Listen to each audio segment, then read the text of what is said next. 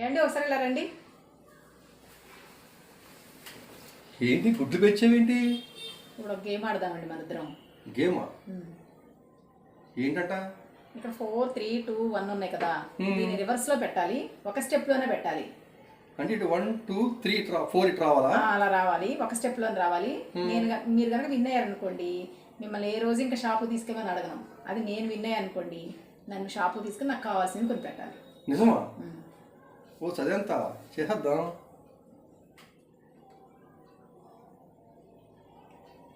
1, 2 ఇటు వచ్చిందేంటి? ఇది ఇక్కడ రావాలిగా, అంటే అయ్యేటట్లేదే. ఓ పంచి నువ్వు పెట్టి చూద్దాం. ఓకేనా డీల్కి? 4, 3, 2, 1.